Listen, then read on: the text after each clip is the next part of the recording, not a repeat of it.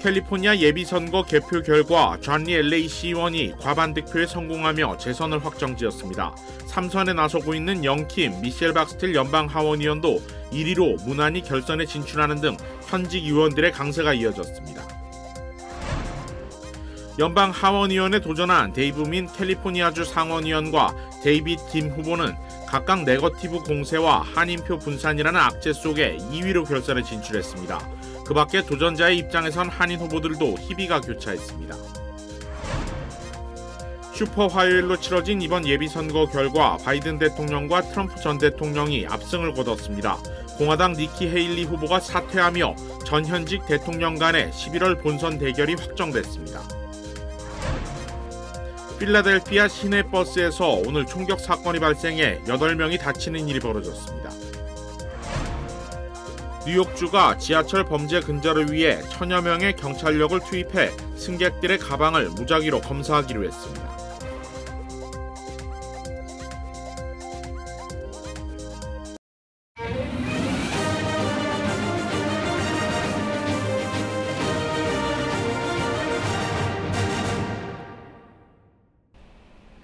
시청자 여러분 안녕하십니까? KBS 아메리카 뉴스입니다. 어제 예비선거 개표 결과 현직 한인 정치인들의 선전이 이어졌는데요. LA시 존리 시의원은 상대 후보를 압도하며 당선을 확정했고 3선에 도전하고 있는 미셸 박스틸, 영킴 연방 하원 의원도 오는 11월 결선에 나란히 1위로 진출했습니다. 이우수 기자가 취재했습니다. 어젯밤 열린 LA시 12지구 존리 시의원 선거의 밤 행사에 지지자들이 한자리에 모였습니다. 다양한 인종이 함께했는데 이들은 한마음으로 존리 시의원이 지금까지 이뤄낸 성과를 앞으로도 이어주길 바란다고 밝혔습니다. You know, John has always been someone, he's been extremely responsive whenever the community needs anything. You call his office, he genuinely cares. He cares about crime. And he's responsive if there's ever a need. Everybody I know that has ever reached out to John. All I want him to do is just keep on doing what he's been doing. Because everything he's done so far has been, it's noticeable in the valley. 한인 커뮤니티도 유일한 한인 LA 시의원의 선전을 기원했습니다. 한인 커뮤니티의 목소리를 직접 시정부에 전달하고 지역사회 생각과 다양한 문제를 적극적으로 해결해 주었기 때문입니다. 우리 한인들을 위해서 좀 일을 많이 하는 것 같아요. 우리 지난번에 한인회랑 같이 DMV Real ID 행사도 여기 이제 CD 12지구에서 같이 했었고. 존리 같은 경우에는 우리 시의원으로서 치안되고 그다음에 이 노숙자 문제에 대해서 신경을 많이 써갖고. LA시 12지구 존리 의원은 초반부터 상대 후보와 큰 격차를 벌이며 일찌감치 승리를 확정지었습니다. 지지자들은 결선 없이 재선이 확실시되는 순간을 함께했고 존리 의원은 자신을 지지해준 한인 커뮤니티에 감사를 전했습니다. Clean neighborhoods, helping small businesses. That's the message and the actions that we've taken over the last 4 years. I think the Korean American community in my district has seen that. They've seen my attention to that, and that's why they voted for me. 연방하원 3선에 도전하고 있는 한인 후보들 역시 상대 후보들과 큰 격차를 벌이며 1위로 통과했습니다. 미셸 박스틸 의원과 영김 의원은 상대 후보들을 큰 격차로 압도하며 무난히 결선행을 확정지었습니다.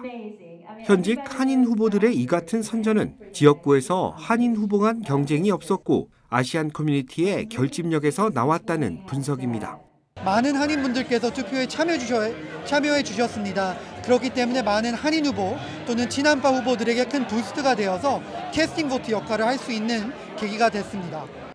이번 예비선거를 통해 현직 한인 의원들의 확고한 입지가 다시 한번 확인됐습니다. 한인 유권자들은 다가오는 11월 결선에서 현직 의원들을 포함해 더 많은 한인 정치인들이 새롭게 배출되길 희망한다고 밝혔습니다. KBS 뉴스 이우수입니다. 한편 재선에 나선 현직 의원들과 달리 새로운 선출직에 출마하거나 도전자의 입장에 섰던 한인 후보들은 대부분 선전했지만 결과에는 희비가 엇갈렸습니다. 윤범수 기자가 보도합니다. 현역 주 상원의원으로 연방 하원 도전에 나선 데이브 민 후보. 개표 결과 27,166표, 득표율 25.4%를 기록해 10명의 후보 가운데 2위로 결선에 진출했습니다. 각종 여론조사에서 1위를 달리고 있었던 것을 감안하면 다소 아쉬운 결과입니다. 특히 막판 같은 민주당 후보 진영으로 쏟아진 거액의 슈퍼팩 선거 자금에 네거티브 공세까지 집중되면서 공화당 후보에게 1위를 내줬습니다.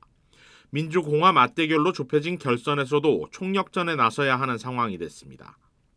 한인타운이 포함된 연방 하원 34지구에서는 우려했던 일이 실제로 벌어지고 말았습니다.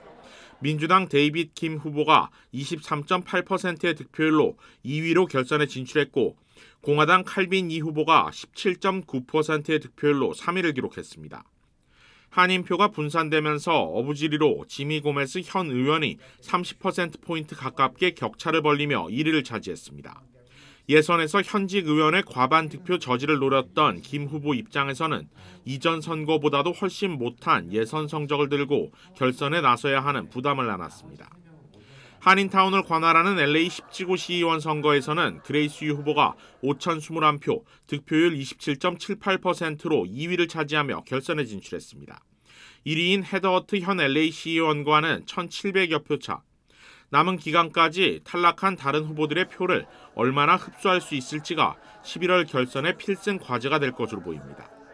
캘리포니아주 하원 선거에 출마한 젊은 한인 2세 후보들도 결과에 희비가 엇갈렸습니다.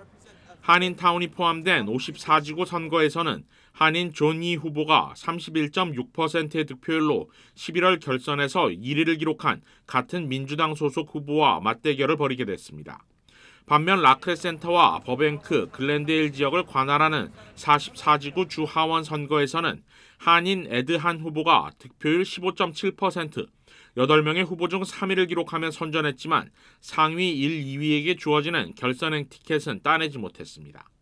결국 현직 의원들은 재선을 확정짓거나 여유있게 1위로 결선에 진출하며 예비선거를 마친 반면 도전자의 입장에 섰던 한인 후보들은 한 명도 1위로 결선에 진출하지 못하면서 11월까지 쉽지 않은 여정이 이어질 것으로 전망됩니다. KBS 뉴스 윤범수입니다. 이번 예비선거에서 바이든 대통령과 트럼프 전 대통령이 압승을 거둔 가운데 공화당 니키 헤일리 후보가 사퇴하면서 전현직 대통령 간의 11월 본선 대결이 확정됐습니다. 이어서 박석호 기자입니다.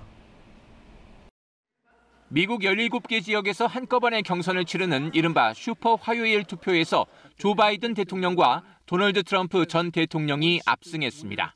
바이든 대통령은 이스라엘 지원에 항의하는 아랍계 유권자의 민심 이반에도 불구하고 사모아령을 제외한 모든 지역에서 승리했습니다.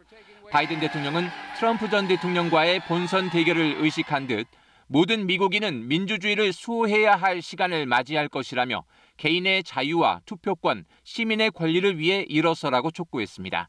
트럼프 전 대통령 역시 버몬트를 제외한 모든 곳에서 경쟁자인 헤일리 전 유엔 주재 미국 대사를 압도했습니다.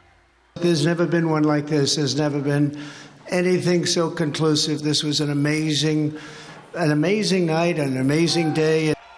슈퍼 화요일 이후의 일정을 아예 잡지 않았던 헤일리 전 대사는 결국 경선 후보 사퇴를 공식 발표했습니다. I am filled with the gratitude for the outpouring of support we've received from all across our great country.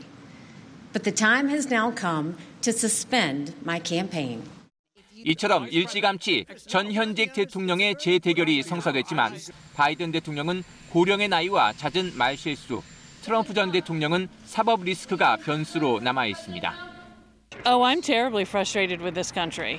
I mean, the fact that we have Biden and Trump to choose from, it's disgraceful. It's just disgraceful.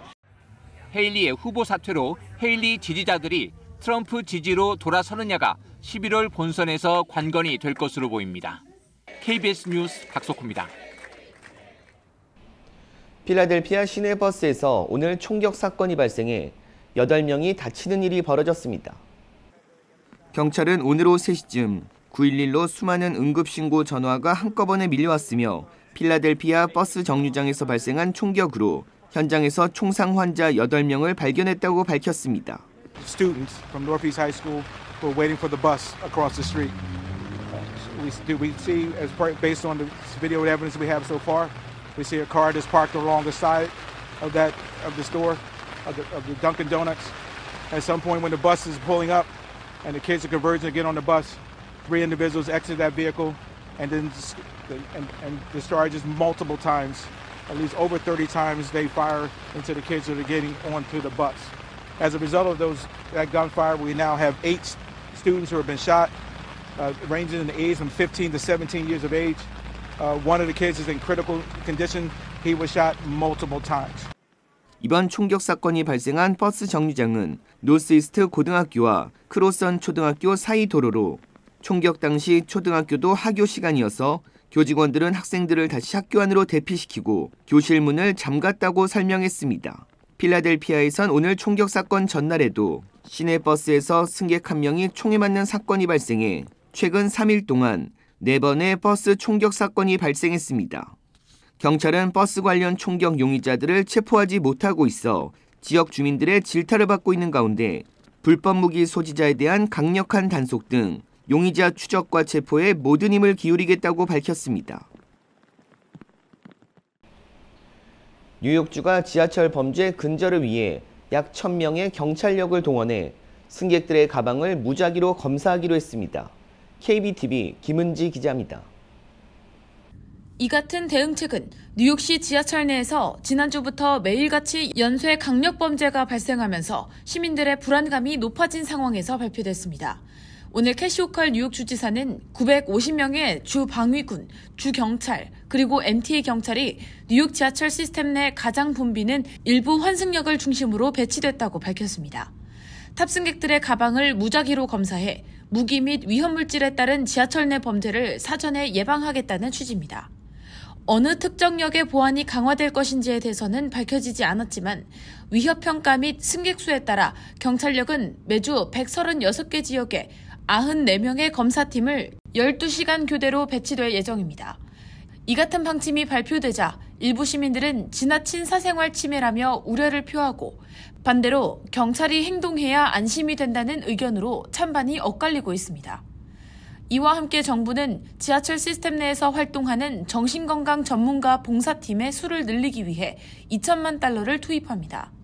메트로폴리탄 교통공사 MTA 측은 시와 주정부의 이러한 노력의 일환으로 교통 직원을 보호하기 위해 차량 객실 감시 카메라를 설치하고 연말까지 모든 열차 차량에 이를 확대 설치한다는 방침입니다.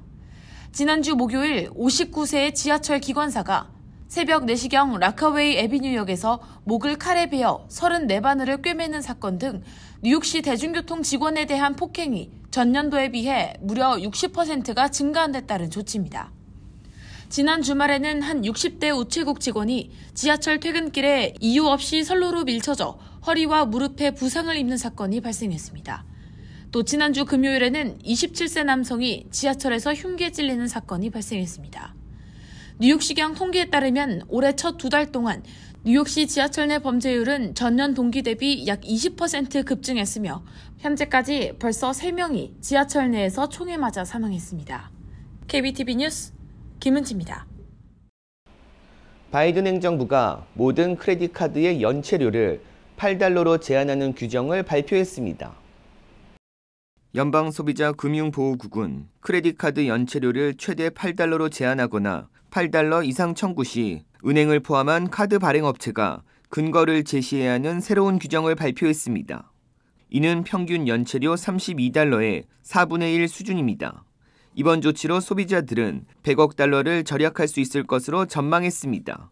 백악관은 정크 수수료는 항공사부터 금융서비스 회사에 이르기까지 기업들이 큰 수익을 남기는 주요 창구로 사용되고 있다며 소비자는 과도한 정크 수수료로 연간 $900억 달러를 지불하고 있다고 밝혔습니다.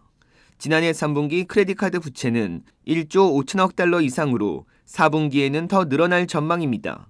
아메리칸 익스프레스, JP 모건 체이스, 시티그룹 캐피털원, 디스커버리 등 주요 크레딧카드 발급사의 연체율은 분기마다 상승 중입니다. 경제 분석가들은 인플레이션으로 타격을 입은 저소득층 가구의 크레딧카드 부채가 심각한 수준이 될 것이라는 우려를 내놓고 있습니다. 상업용 부동산 대출의 부실화 우려를 촉발한 뉴욕 커뮤니티 은행 NYCB가 신규 투자금을 유치해 한숨 돌리게 됐습니다. NYCB는 오늘 리버티 복수의 기관 투자자들로부터 총 10억 달러 규모의 투자를 유치했다고 밝혔습니다. 투자에는 리버티 스트래티지 캐피털 4억 5천만 달러, 허드슨 베이 캐피털 2억 5천만 달러, 레버런스 캐피털 파트너스 2억 달러 등이 참여했습니다. 리버티 스트래티지 캐피털은 골드만삭스 출신인 스티븐 느무신 전 재무장관이 이끄는 투자 펀드입니다. NYCB는 느무신 전 장관을 비롯한 4명은 이사회의 신규 멤버로 참여할 예정이라고 밝혔습니다. 보잉의 737 맥스 기종 생산 과정에서 다수의 품질 관리 문제가 발견됐다고 연방항공청 FAA가 발표했습니다. FAA는 보잉과 737 맥스의 동체 제작업체인 스피릿 에어로 시스템의 생산 과정을 검사한 결과 제조 품질 관리 요구사항을 준수하지 않은 것으로 보이는 사례를 다수 발견했다고 밝혔습니다. 또 보잉의 제조 공정 관리와 부품 취급과 관리, 생산 관리에도 문제가 있다고 지적했습니다. FAA는 구체적인 시정 명령 내용은 공개하지 않았지만 최종 검사 결과 요약본을 보잉과 스피릿 에어로 시스템스에 전달했다고 덧붙였습니다. FAA의 이번 검사는 알래스카 항공 소속 보잉 737 맥스9 기종 여객기가 지난 1월 5일 승객 170여 명과 승무원 6명을 태우고 운항 중 상공에서 비행기 동체 일부가 뜯겨져 나가 구멍이 나는 사고가 발생한 데 따른 것입니다. 이에 대해 보잉은 FAA의 검사와 전문가 검토 보고서 등을 통해 고쳐야 할 부분을 명확히 알게 됐다고 말했고 스피릿 에어로 시스템스도 시정 조치를 해 나갈 것이라고 밝혔습니다. 한국은 북한 도발에 대응해 한국형 삼축 체계를 강화하고 정찰 위성을 발사할 수 있는 발사장 건립도 추진하기로 했습니다. 송금한 기자가 보도합니다. 서북도서 최전방의 연평부대에 배치된 K9 자주포가 굉음을 내며 포탄을 발사합니다. 사거리가 60km에 달하는 K9 자주포는 세계 최고 수준의 성능을 인정받는 국산 자주포인데 앞으로 무인 사격 기술 적용도 추진됩니다. 전투기나 정찰기 등 주로 공중전력 위주로 적용된 무인화 기술을 해군 수상전과 육군 사격전차 등에도 접목하는 겁니다. 방위사업청은 이처럼 무기체계를 고도화해 한국형 삼축체계를 강화하는 데 올해 6조 8,500억 원을 투자합니다. 북한의 핵미사일 위협에 맞서는 킬체인과 한국형 미사일 방어체계, 대량 응징보복체계, 삼축체계의 압도적 대응력을 확보하기 위해서입니다. 킬체인 강화의 일환으로 3,000톤급 전략잠수함과 차세대 이지스 구축함도 올해 군에 인도됩니다. 북한의 항공기와 탄도탄을 요격하는 장거리 지대공 유도무기도 연내 개발이 목표입니다. 다음 달 초 군 정찰위성에 이어 적외도 통신위성도 잇따라 발사하는데 국내 국방 전용 위성 발사장을 확보할 계획입니다. 이러한 군 정찰위성 등 국방 기술 연구 개발에는 모두 2조 4천억 원이 투입됩니다. 미래 첨단 전력 분야에 대한 연구개발 투자를 강화하고 K방산의 글로벌 경쟁력 확보와 방산 수출 증대를 위한 정책 지원도 지속 확대할 계획입니다. 또한 방산 수출 규모도 올해 200억 달러까지 증대해 2027년까지 세계 4위로 도약하고 미국, 영국 등과의 방산 협력도 확대할 계획입니다. KBS 뉴스 송금환입니다. 기후변화에 대한 우려가 커지고 있는 가운데 뉴욕시 인근 해수면이 상승할 수 있다는 보고서가 나왔습니다. 자세한 소식을 KBTV 기련민 기자가 전합니다. 뉴욕주 환경보존국이 어제 발표한 보고서에 따르면 온실가스 배출 등에 따른 기후변화로 허드슨강 하류 해수면은 오는 2023년까지 최대 13인치까지 상승할 수 있다고 밝혔습니다. 또 2050년까지는 23인치, 2080년까지는 최대 45인치, 2100년까지는 최대 65인치 상승할 수 있을 것으로 조사됐습니다. 이와 같은 급격한 해수면 상승은 지난 2012년 허리케인 샌디로 피해를 입은 뉴욕시 저지대 지역을 전멸시킬 수 있으므로 이 지역에 거주하는 주민들을 대상으로 한 특단의 대책이 필요한 상황입니다. 뉴욕에 불어닥친 허리케인 샌디로 인해 당시 100명에 육박하는 사망자가 발생했으며 10만 가구 이상이 침수 피해를 당했고 홍수로 인한 피해액은 70조 원에 달했습니다. 비교적 최근인 지난 2021년 9월 허리케인 아이다로 퀸즈를 포함한 뉴욕 인근에 폭우가 쏟아져 42명의 사망자가 발생했으며 그해 세계에서 발생한 기후재해 중 가장 큰 경제적 피해를 입은 것으로 기록됐습니다. 또 뉴욕 홍수 피해 전망 보고서에 따르면 뉴욕시 지하 거주시설 3분의 1이 해안 범람과 홍수 위험에 취약한 것으로 나타났으며 여기에 환경오염으로 열대성 폭풍 등 기상이변이 증가하고 있어 뉴욕시는 향후 30년 동안 홍수 피해가 3배 이상 많아질 것으로 예측하고 있습니다. 환경보존국은 이번 보고서에 대해 해수면 상승은 뉴욕 기후변화를 관찰할 수 있는 가장 직접적인 영향 중에 하나이며 이에 따라 최신 기술을 접목한 과학적인 방법에 따라 해수면 상승 예측 모델을 개발한 것이라고 설명하면서 뉴욕시는 향후 가장 위험에 처한 지역에 대한 대비 및 의사결정을 내려야 한다고 촉구했습니다. KBTV 뉴스 길려민입니다.